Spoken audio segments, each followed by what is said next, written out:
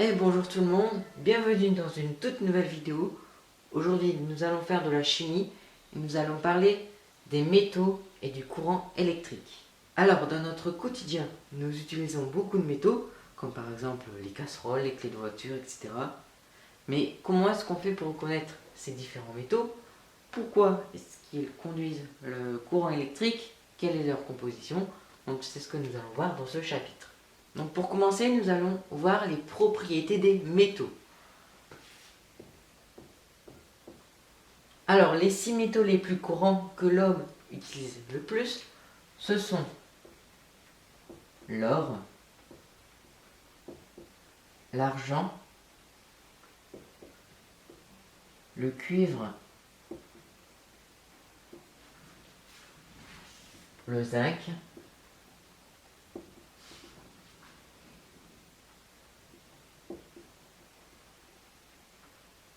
l'aluminium, ainsi que le fer. Alors, comment pourrait-on faire pour reconnaître facilement ces 6 métaux? Ils ont des propriétés différentes et des couleurs différentes. Alors, la plupart de ces métaux, quand on les laisse à l'air libre, ils vont s'oxyder. Ça veut dire qu'ils vont se recouvrir d'une petite pellicule rougeâtre, sauf l'or. L'or ne s'oxyde pas, on dit que c'est un métal qui est inaltérable.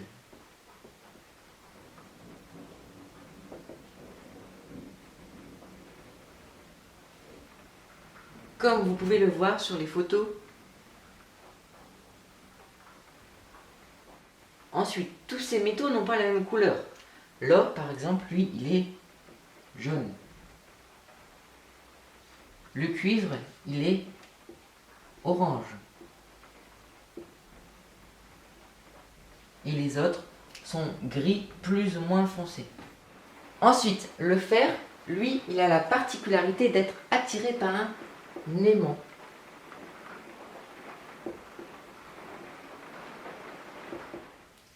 Alors, ensuite, ces métaux ont tous une densité différente, c'est-à-dire qu'ils ont une masse plus ou moins grande. Par exemple, l'aluminium, lui, c'est le plus léger, alors que l'or, lui, c'est le plus lourd. Alors, donc, toutes ces caractéristiques vont permettre de les distinguer plus ou moins facilement. Si je vous donne 6 plaques de métal, une d'or, d'argent, de cuivre, etc., vous devrez être capable de me dire lequel est quoi. Donc vous pourrez tout de suite identifier l'or, c'est le plus facile. L'or, il est jaune, ainsi que le cuivre, puisqu'il est orange. Ensuite, il nous reste 4 métaux qui sont gris.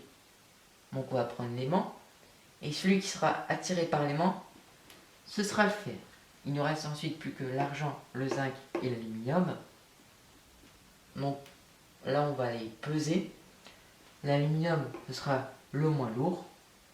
Ensuite, on aura le zinc et l'argent. Donc voilà. Comment distinguer les 6 métaux principaux que l'homme utilise?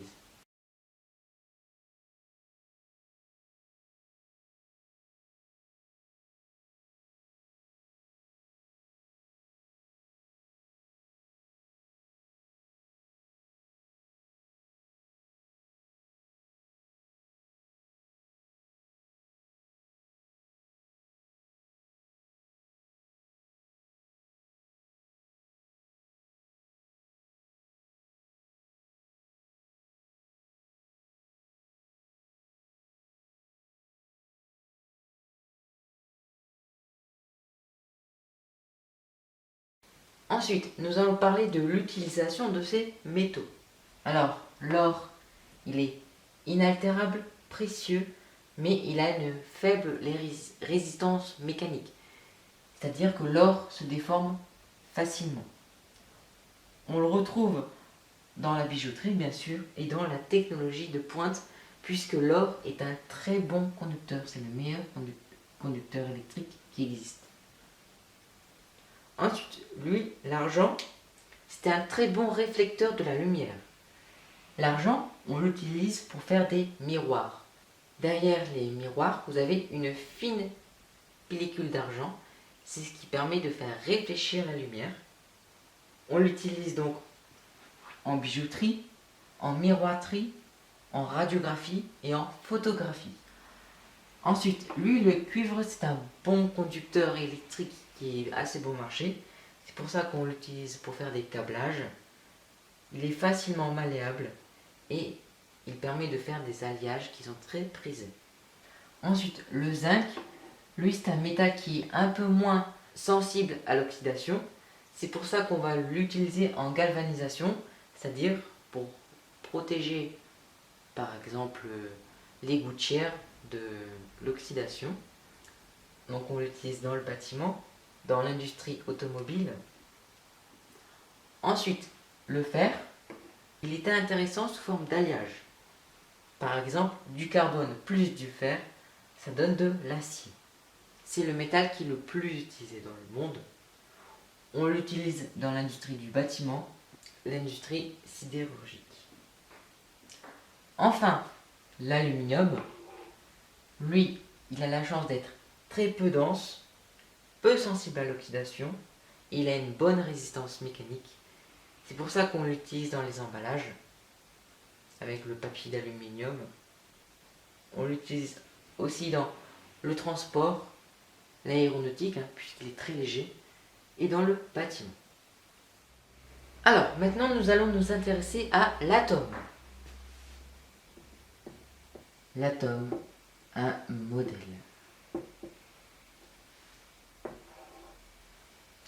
Alors, c'est John Dalton qui a été le premier à prouver que la matière était constituée d'atomes.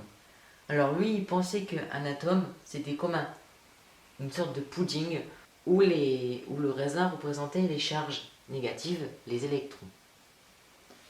Mais un petit peu plus tard, en 1910, on a Rutherford qui nous propose une expérience où il va bombarder une feuille d'or avec des particules alpha.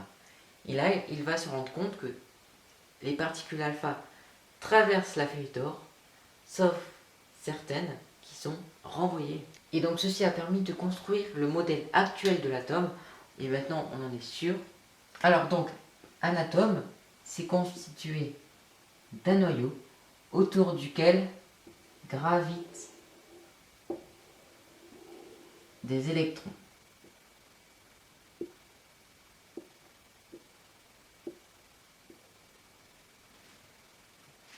Donc vous avez ici un électron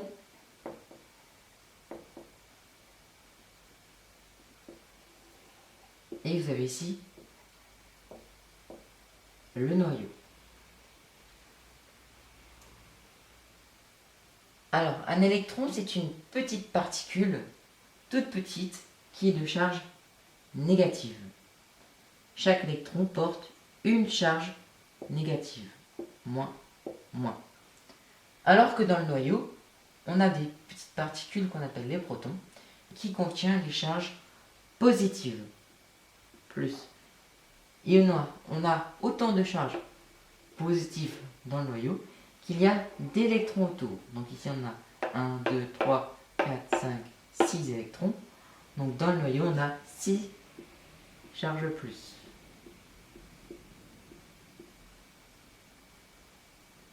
Donc un électron c'est négatif. Et le noyau il est positif. Alors un atome ça mesure environ 1 nanomètre. Un nanomètre, ça veut dire que c'est 10 puissance moins 9 mètres. Donc c'est vraiment tout petit. Alors, le noyau de l'atome, il est 100 000 fois plus petit que l'atome en lui-même. Mais il contient pratiquement la totalité de la masse de l'atome. Parce que la masse des électrons est très faible, elle est négligeable. Donc vous voyez, un atome, c'est principalement constitué de vide, puisque entre les électrons et le noyau, vous n'avez rien, vous n'avez que du vide. Donc c'est pour ça qu'on dit que un atome a une structure lacunaire. Donc si je résume, un atome, c'est un petit grain de matière de 1 nanomètre. Il est constitué d'un petit noyau qui contient les charges positives, autour duquel gravitent des électrons qui contiennent des charges négatives. Il y a autant de charges positives dans le noyau qu'il y a d'électrons autour de l'atome. L'atome est électriquement neutre. De plus, la masse de l'atome est pratiquement égale à la masse de son noyau. Il y a du vide tout autour. L'atome a une structure lacunaire.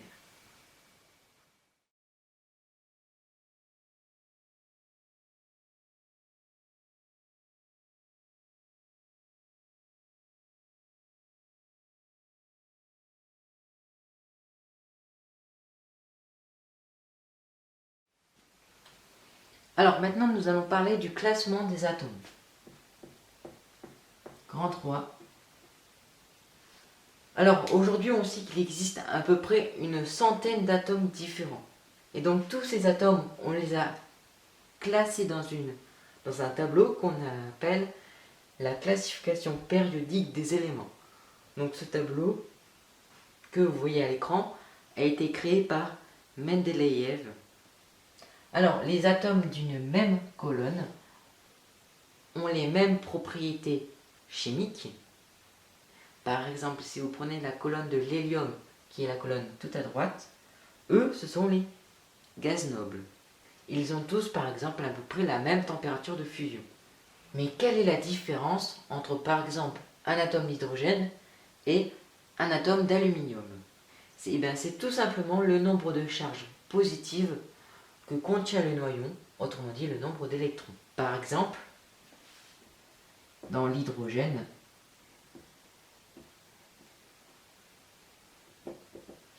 l'atome d'hydrogène, lui, il n'a qu'une seule charge positive, donc il n'a qu'un seul électron. Alors que l'aluminium, il a 13 charges positives et 13 électrons. Donc si je souhaite dessiner un atome d'hydrogène, c'est un atome qui est comme ça. Il a une charge positive et un électron. Alors que l'atome d'aluminium, lui, il est beaucoup plus grand. Il a 13 charges positives et 13 électrons autour de lui.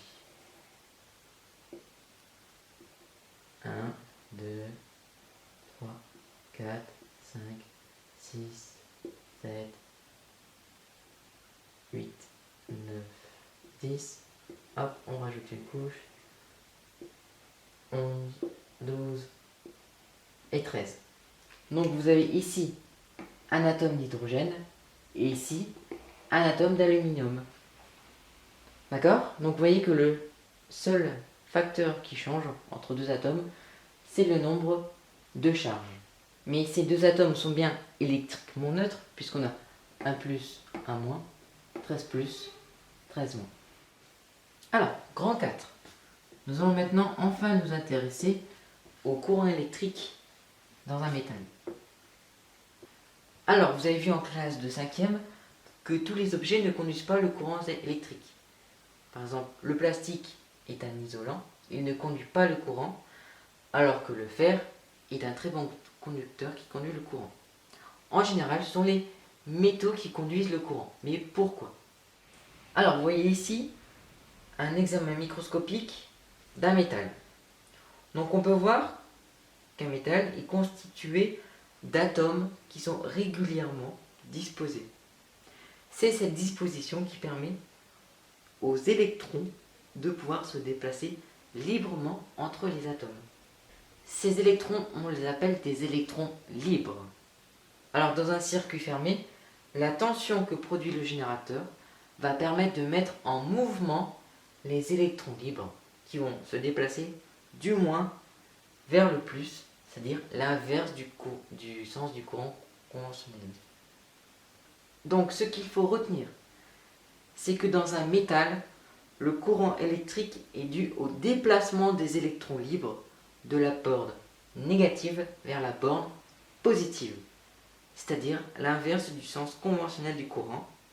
Un isolant, il n'est pas conducteur parce qu'il ne contient pas d'électrons libres. Voilà, c'est la fin de cette vidéo. J'espère qu'elle vous aura plu. Je vous dis à bientôt.